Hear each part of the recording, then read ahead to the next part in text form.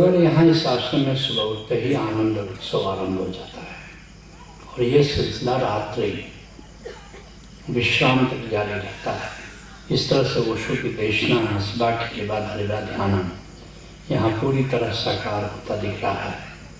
परंतु जब हम संसार में वापस जाते हैं तो ये सिलसिला कायम नहीं रहता। इसे वहाँ कैसे साधा जाए। निश्चित जब तुम आश्रम में आते हो तो यहाँ ऊर्जा क्षेत्र है, सदगुरु की ऊर्जा के क्षेत्र में रहते हो, सत्संगी लोग रहते हैं। यहाँ जो भी आता है ये पवित्र भाव लेके आता है, शिष्य की तरह आता है। एक सुंदर भाव का क्षेत्र, सुंदर भाव का वर्तुल बन जाता है और जगह का भी आभा मंडल रहता है।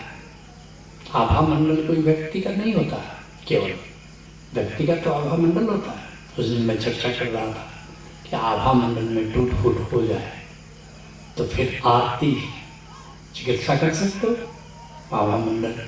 इसी तरह किसी जगह का ऊर्जा क्षेत्र कैसा है। इसलिए आजकल एक मूवमेंट चला हुआ है, पूरी दुनिया में मूवमेंट चला हुआ है और मूवमेंट ये चला हुआ है कि हर कमरे की ऊर्जा क्षेत्र को ठीक करें। और उसके लिए सबसे, वैसे तो कई उपाय हैं, सबसे बढ़िया है धूनी जलाओ, तो वहाँ का ऊर्जा क्षेत्र पॉजिटिव हो जाए। करीब करीब उसी के समकक्ष है दिया जलाओ। अब दिया लौट रहा है, बल्ब जलाने से नहीं होगा। इसलिए पुराने जमाने में छोटा था तो मैं देखता था कि माँ दिया जला के हर कमरे में रख देती थी। मुझे लगता था कि ये क्या कहानी है। मैं ये भी सोचता था कि सांप बिच्छू वगैरह बहुत आते हैं तो चलो शायद उसके लिए रख देती है, बिजली तो थी नहीं।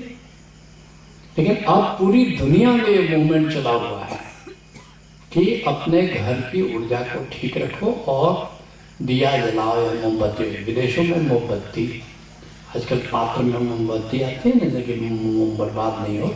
हर कमरे में कम से कम 1-2 घंटे जलने से उस कमरे की ऊर्जा पॉजिटिव हो जाती है। यहाँ पर जहाँ पर केवल सत्संगति हो रही है, एक बहुत ही पॉजिटिव वातावरण बनता है और जहाँ संत होता है निश्चित दूर दूर तक एक पवित्र वातावरण बन जाता है। उस दिन सुना उपेंद्र कुशवाहा जी आए थे, भारत सरकार के मंत्री, कह रहे थे कि जैसे मैं गेट से घुसा एकदम ऐसी शांति, इतना बढ़िया लगा मुझे कि मैं बार बार आना चाहूँगा। प्रवेश करते ही उनको क्या हुआ, एक गहरी ऊर्जा का कहीं न कहीं वो ऊर्जा छूने लगी। जब तुम वापस संसार में जाते हो तो तुम उस ऊर्जा क्षेत्र से वंचित हो और वहाँ की ऊर्जा जो आसपास लोगों की ऊर्जा है, जो ईर्ष्या है, द्वेष है, कामना है, क्रोध है, लोभ है, मोह है, विकार है, स्वार्थ है, एक टूटी फूटी ऊर्जा के बीच में तुम रहते हो तो तुमको परिस्थिति का डिसएडवांटेज मिलता है। यहाँ परिस्थिति से सहयोग मिलता है, वहाँ परिस्थिति से उल्टा तुमको परिस्थितियाँ प्रभावित करती है। इसलिए जो तुम साधना करना चाहते हो यहाँ सरल है, घर जाकर के उतना सरल नहीं है। फिर आ जाते हो तो बैटरी डिस्चार्ज करके फिर आ जाते हो, फिर हम यहाँ तुम्हारी बैटरी चार्ज करते हैं, फिर 4-6 महीने अपना गाड़ी चलती है। कुछ लोग ऐसे हैं जो फिर 4-6 महीने में नहीं आ पाते और कहते हैं पता नहीं हमारी साधना रुक गई। पता नहीं क्या, तो मोबाइल बिना बैटरी के या फोन कहाँ लगेगा, बैटरी तो चार्ज करना जरूरी है।